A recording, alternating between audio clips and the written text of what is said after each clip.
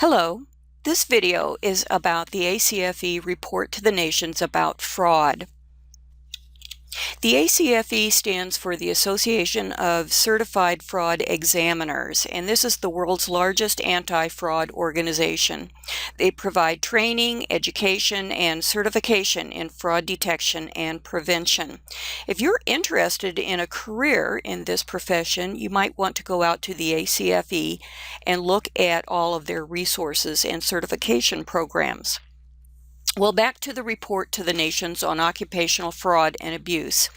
The ACFE publishes this report every 2 years, and the last report was published in 2012. This is a survey based on data compiled from studies of over 1,000 cases of fraud between January 2010 and December 2011, and the cases came from 94 nations. Before we get into the survey itself, I think it's important that you understand some terminology that is associated with fraud. Now, some of the definitions for these terms overlap. First term is skimming. This is when cash is stolen before it is entered into accounting records. This is difficult to detect mainly because there are no records of the transaction.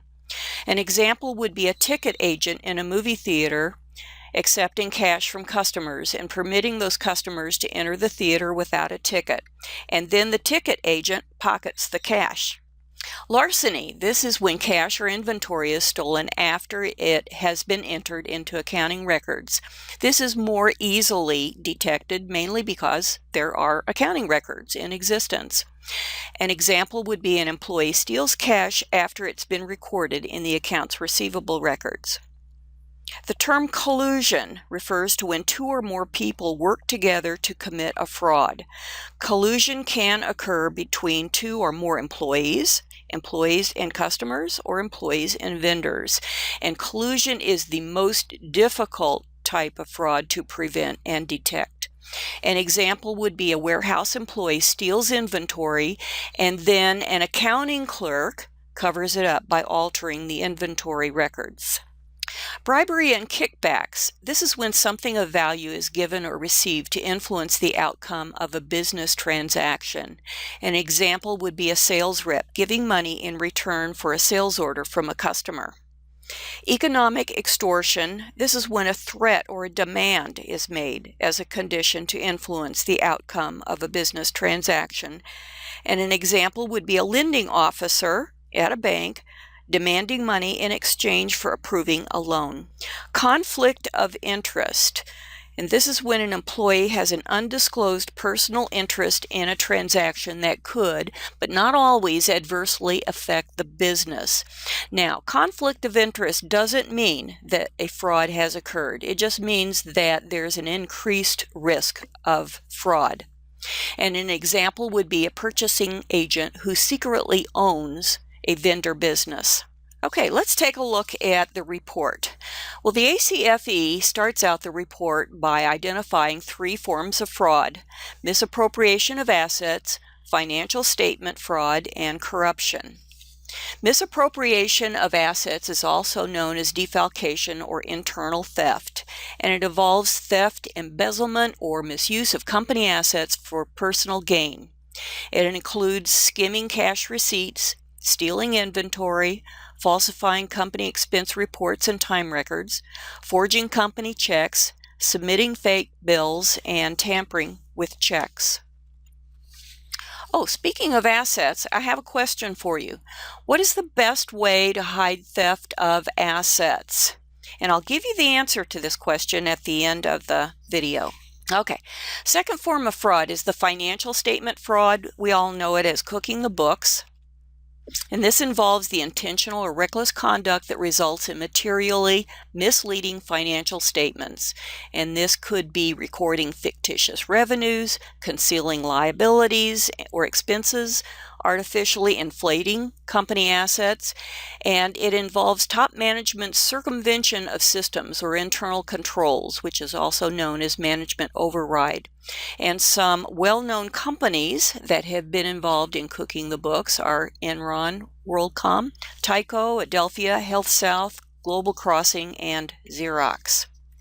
The third kind of fraud, and this is not in our textbook, is classified as corruption. And this involves the use of business influence for personal gain while violating an employee's duty to their employer. Examples would be bribery, economic extortion, and conflict of interest. One example would be a bank vice president approves of $1 billion in bad loans in exchange for over $500,000 in kickbacks. Another example would be a purchasing agent threatens to blacklist a vendor if she does not make a financial payment to the agent.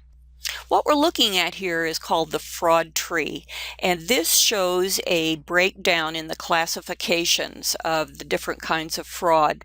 As you can see up here at the top, we have corruption, asset misappropriation, and financial statement fraud.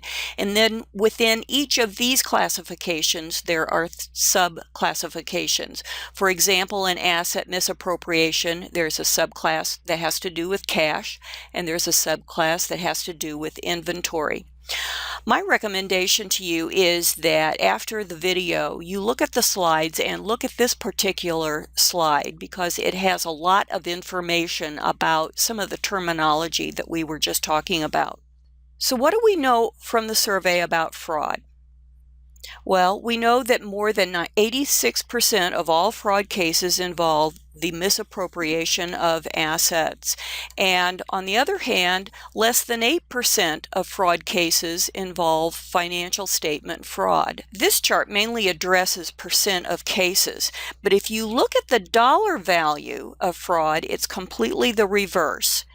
Financial statement fraud accounts for a median loss of $1 million per case. But on the other hand, asset misappropriation fraud accounts for a median loss of only $120,000 per case.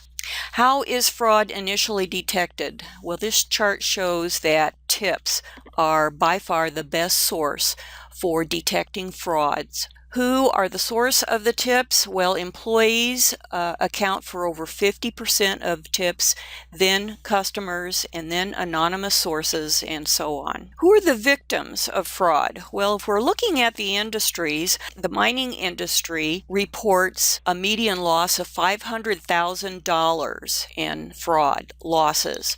But on the other hand, if we look at just the cases of fraud, the banking and financial services industry reports the most number of cases of fraud. So, fraudsters display warning signs, and the most common are living beyond means and financial difficulties, and this is true for all three kinds of fraud.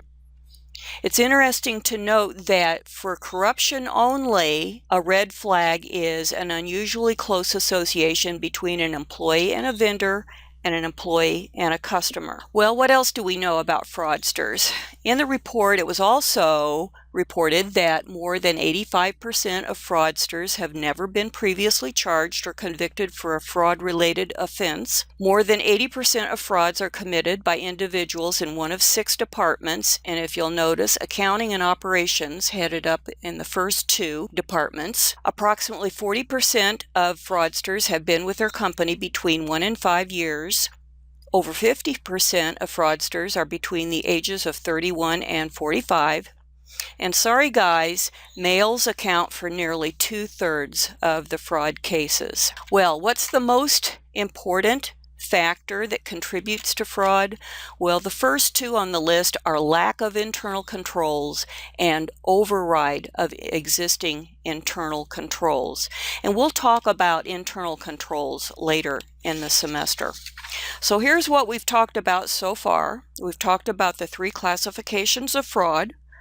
What are the damages of fraud? How are frauds detected? Who are the victims? Who are the fraudsters? What are the fraudsters' red flags? And what factors contribute to fraud? Oh yeah, going back to that question I asked earlier, what is the best way to hide theft of assets? Did you get the answer? It's charge the assets to an expense account. This is quite a common occurrence.